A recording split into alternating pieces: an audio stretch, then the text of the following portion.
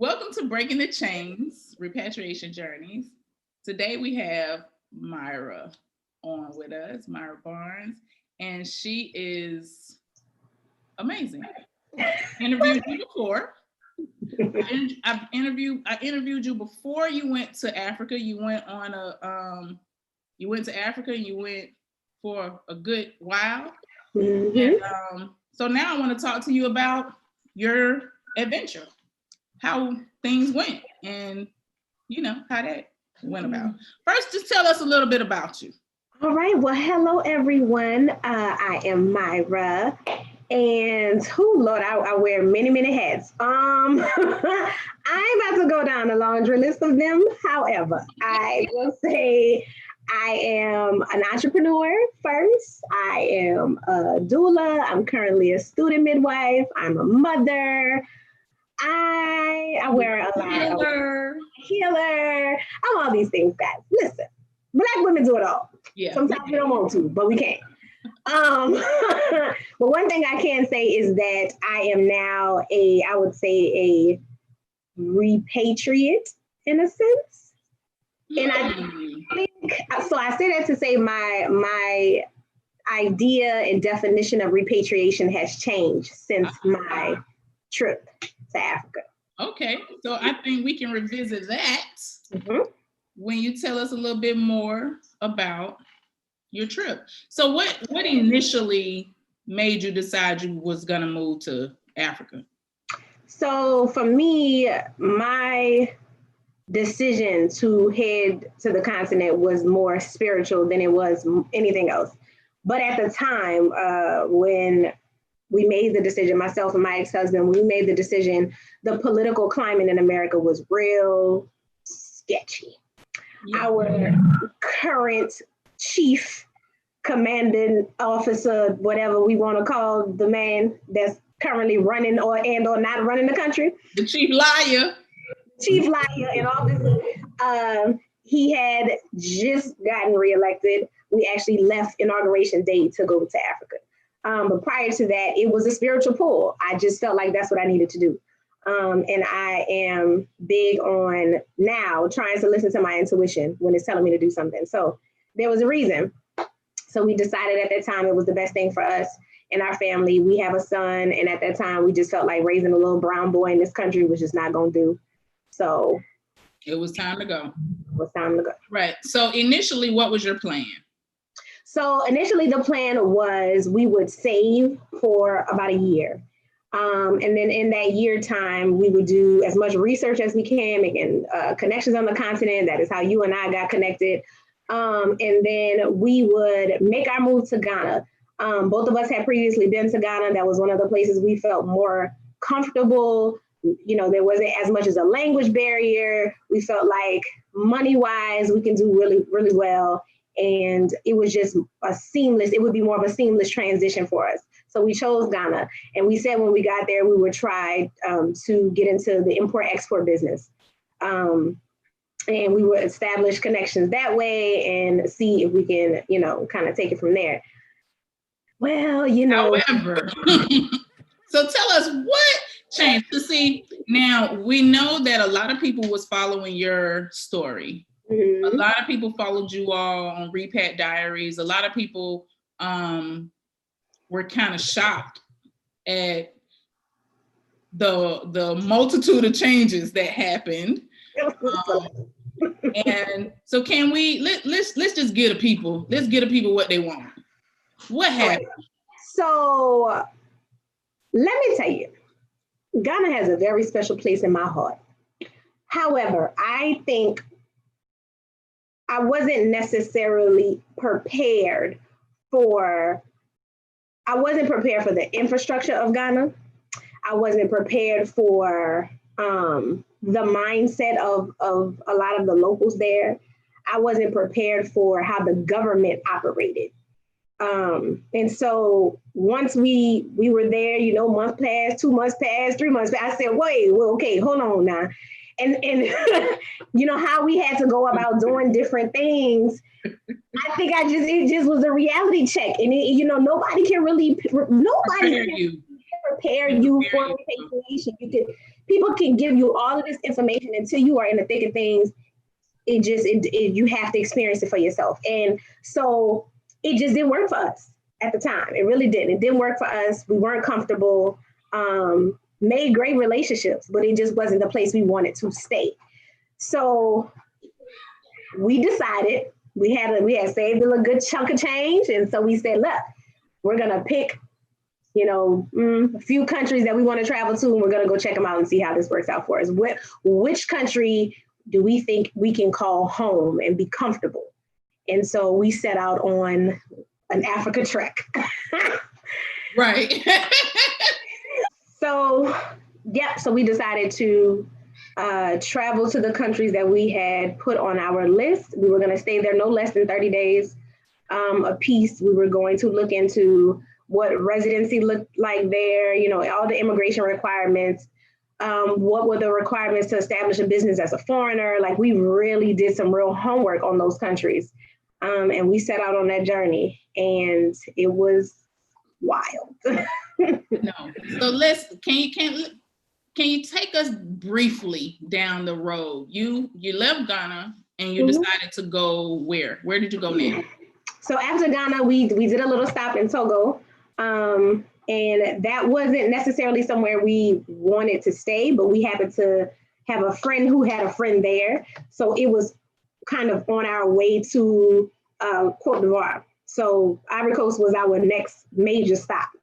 Now, once we got to Ivory Coast, we realized the language barrier was going to be somewhat tough to work around. And to be honest with you, we didn't really like how, this might rub some people the wrong way, but we didn't really like how Cote d'Ivoire was very European. When we got there, we knew that it was heavily French influence, but we didn't realize how much. So it felt. You wasn't feeling that. No, because it felt like what we had just left, only that, everybody was speaking French. So we stayed there again, made great connections. But from there, we left there and we headed to Senegal. Now, Senegal was great. Senegal is beautiful. However, Senegal is also very Muslim. So there was, okay. Look, and this is the things you got to take into consideration, right? Yeah. Language barriers, religion, all of those things, and you're not going to know until you get there. Exactly. So that was, and we were in Dakar. And so even though Dakar is being built up, or at that time it was being built up, it had this still like old world feel to it too. Yeah. So that was another thing. And again, heavily French influence, right? So they're either speaking whatever their mother tongue is, or French, mostly French. Mm-hmm. So that it was hard to kind of maneuver around there as well. So that wasn't gonna work. Left there, we went to Cape Verde. Oh God. Okay, so again, y'all, language, even though you're like, they're speaking whatever their language is that they're speaking, maybe a form of Creole or Portuguese, whatever colonizer language was left behind. In my mind, I'm thinking, but somebody got to know English, right? Or English has to be one of the main languages. That's not necessarily true. So that made it very difficult, especially when it came to doing business or trying to do business. Did not work, y'all. So Cape Verde, Morocco. Well, Morocco was kind of one of those, like, we could do Morocco. However, being in Morocco is like you ain't even in Africa no more sometimes. Northern Africa on a whole nother tip. Absolutely beautiful. People treated us like royalty, but very Arabic influence, Middle Eastern, like it feels like you have left the continent. Yeah, so it felt more like you was in the Middle East. Yes. But Northern Africa? Northern Africa, Yeah. Yeah. One thing that I can say that bothered me a lot about being in Morocco. So there were a lot of continental Africans in Morocco from mostly Western African countries. So a lot of Senegalese, a lot of Gambians, and a lot of them are up there for work. Being in the same space, I did not like the way we were treated in comparison to them. The natives or the locals treated continental Africans from other African countries like trash. Wow. And although we are all Black at the end of the day, right, in their eyes, we're Black American. Really, we were just American. Yeah. And being American and having that blue passport, all of a sudden we had privilege that we had never had before. Yep. So it actually made us kind of uncomfortable. Yeah, yeah. You know what I'm saying? So like to be sitting at a table with some guys from Senegal and they come straight up to us, ask us what they want, look at them and just walk off. And I'm like, hold on, but yeah, like stuff like that. And it would be little things, but they made it very, very clear we don't deal with them. Yeah. So that was uncomfortable. That wasn't gonna work. That was gonna work. Then we took it over. West Africa was like, we love y'all. Okay, we're gonna try East Africa. I'm just saying. So we went to Egypt. Egypt, I think, was more so not necessarily somewhere we were like, we could stay here, but it was somewhere we needed to go. We wanted to go and experience. I can actually say Egypt is a place that is doable. However, also heavily Middle Eastern-ish feel. But when we met the Egyptians that were from southern Egypt, so Aswan, or what most people know as Nubia, it was a totally different experience. They was like, y'all are the original people. Yeah. And that was the first time where I could say that I actually felt like, okay. Because East Africa was never like really on my radar. You know, when most Black Americans, African Americans think about Africa as a home, they usually think South Africa and Western African countries. Yeah. We rarely choose or Kenya. Right. Kenya. So you don't really think about that, but hearing, you know, a lot of them talk about like, hey, you know, think about southern Egypt or Sudan or places like that was not on my radar. I'm like, man, this okay. So there was that. However, they had a lot of conflict going on, so that was another thing. Yeah. You don't think about civil unrest. You gotta think about these things. So left Egypt, went to Ethiopia. Now, I can actually say Ethiopia is somewhere I think I could probably live. I felt extremely comfortable. There was a sense of ease. What I loved about Ethiopia is I didn't feel a presence of any other culture besides Ethiopia. Yeah. There was you couldn't find a trace of nobody. And I was like, man, this is so dope. The fact that they have even been able to hold on to that for so long just made me feel really comfortable. However, Ethiopians really don't fool with nobody else but Ethiopians. Okay. That's how they've been able to, in my opinion, kind of keep it tight. Yeah, very particular about who comes and sets up businesses. You know, you can't adopt children from there no more. Like they listen. Yeah. Okay. Yeah. Rightfully so. As they should be. I respect that. So Ethiopia was definitely beautiful. Ethiopia is still on my radar. And after Ethiopia, we went down to Rwanda. Now, Rwanda was the place that we said we could do this long term. I actually have a full-blown business still existing in Rwanda as we speak in Kigali. The ease of everything, down to setting up a business, the amount of women that they have in government, the cleanliness of that country. I'm talking just on point.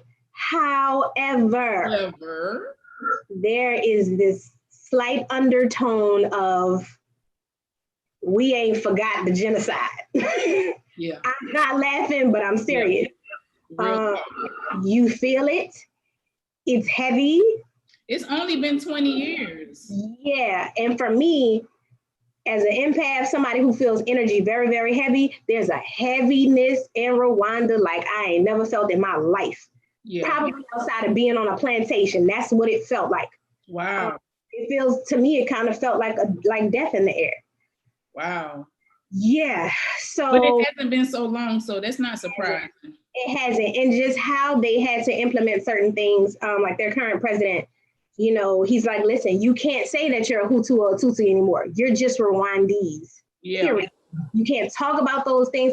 And I mean, for people who are very tribal, to not be able to, vocalize that, I'm sure that's unsettling. Yeah. So, that was a little rough. I'm not gonna lie to you. You meet people and they kind of have this sense of like a flat affect. They looking at you. Hi, how are you? It's a bit robotic. Like it's a bit robotic. Yeah. And then settling. Yes. And then you meet some of them who were either who fled, to the surrounding countries when they were young, or they were born in the surrounding countries during that time and came home. Totally different personalities. So we met a lot of beautiful people. However, so Kigali for sure is what I like to call Africa's hidden gem, but white folks know about it. Okay. And now Kigali has become a playground for Europeans. It is one of those places where they can go and live beautifully. Yeah. And that was a problem for me. It reminded me actually a lot of South Africa. South Africa, to me, in my opinion, is like the California of Africa. Yeah, I can see that. I see why Europeans don't want to leave. They're going to go down with a fight because they can live so comfortably. These places are beautiful. They have access to all of this stuff. So, that was a little rough. But so by the time we got to Rwanda, we was like, you know what? We might just not be ready for Africa. Not that Africa's not ready for us. We may just not be ready. And what it takes to really make that transition, mind, body, and spirit, and money, we just weren't quite ready for. But one thing I realize now, that repatriation for me is me getting back to myself. Pause right there. Listen. Yes. Come on now. Give it to us. I have never felt more proud to be an African born in America in my life until I went to Africa. And I realized that what I felt like I had been searching for, I was disconnected from, and all those things I already had. Whether that be tribe, culture, a sense of knowing. I had those things. I think for me, it was more so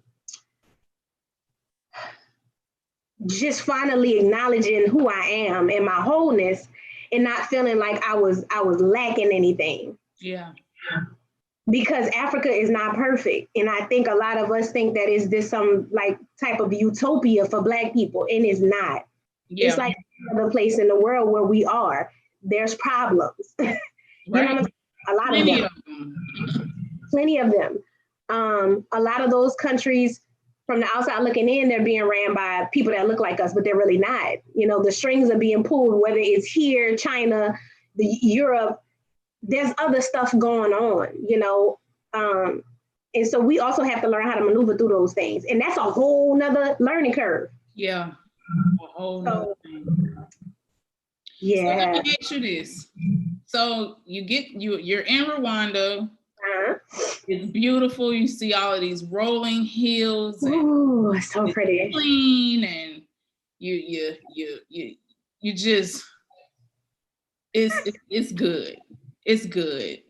And then you say one day, I remember getting a call from you saying, I'm headed back.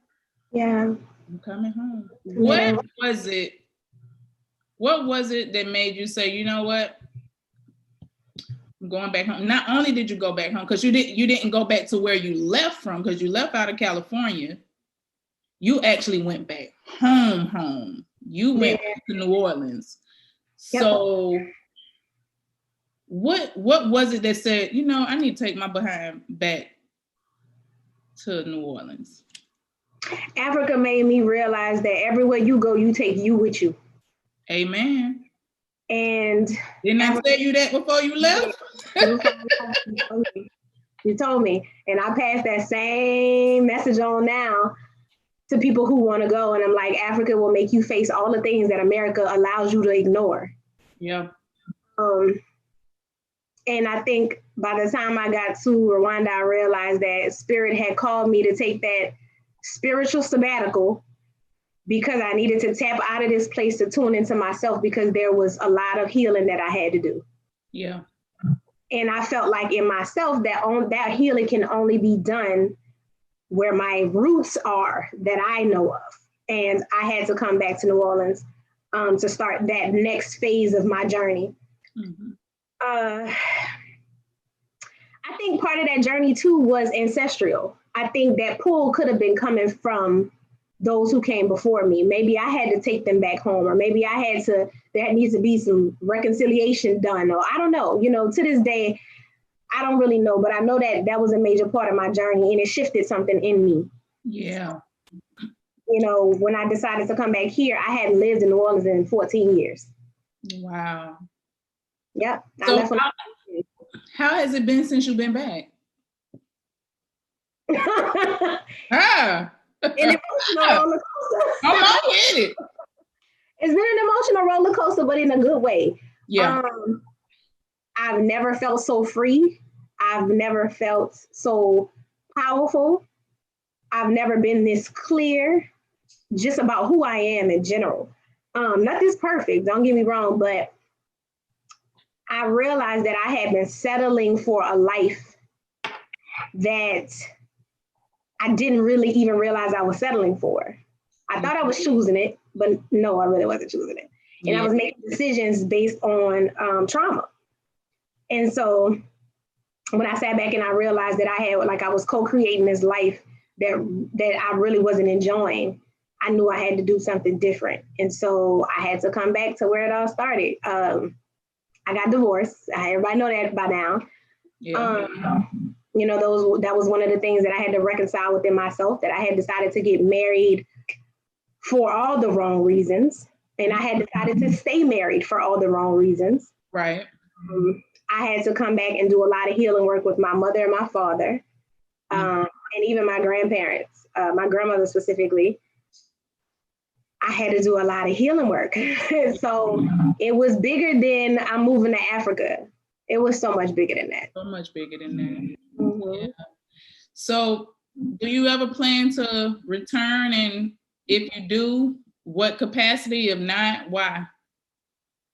Yes, I'm going back. The first thing I need to go do is revisit all of the places where I have established relationships, because all of those people I hold near and dear to my heart. We wouldn't have been able to make that journey in the way that we did if we didn't have all that help. So I have to go back and see my family, my extended family. And then I want to do Africa from a place of like freedom, because I don't feel like I wasn't spiritually free when I was there. So I don't think I fully took it in. And I told somebody one day, I said, girl, I was standing in front of the pyramids in Cairo, and it didn't even dawn on you. No, I didn't start processing Africa until I got back to America.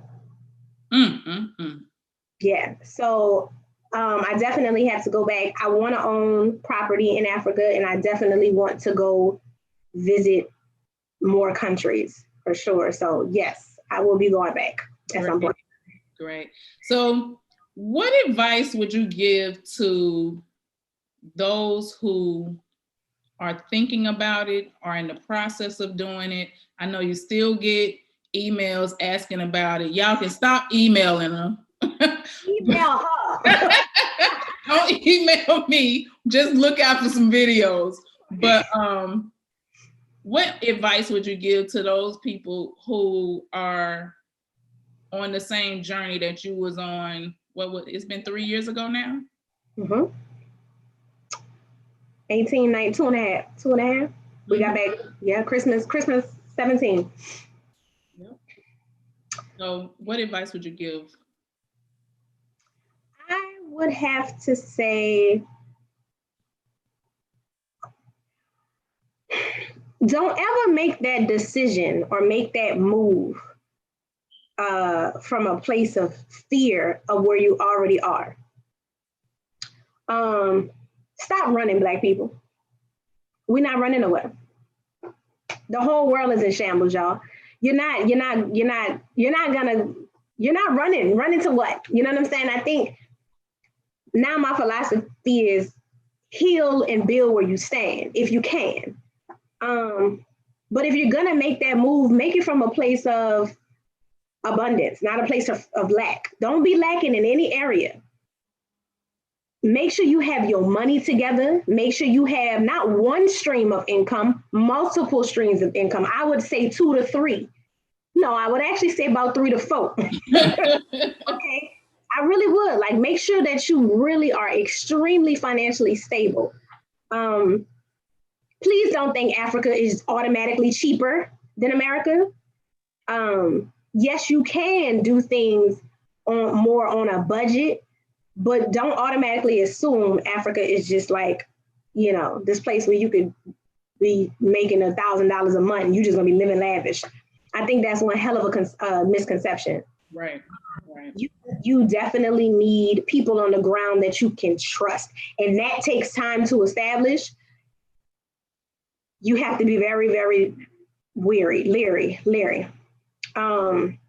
of who you allow to guide you, because they're going to be language barriers, and you're going to need people to speak on your behalf, translating and things like that. You're going to need people that you can trust. So be mindful of that. And I would say too, start doing some extensive stays before you make a big leap. Right? Go 2 weeks, 3 weeks, take it up to a month, take it up to 3 months, 6 months, stay for a year. Ease your way into it if you can. If you can, yeah. You feel, yeah. And I would also say, try other countries besides Ghana and South Africa. There's 50. Senegal. There's 54 of them. Like, come on, y'all. Open your mind up a little bit. So I agree. That's my little 2 cents. Thank you, sis, for finally giving the people what they've been waiting on. We finally been able. Me. Thank you. Don't email me. Thank you. Don't do it.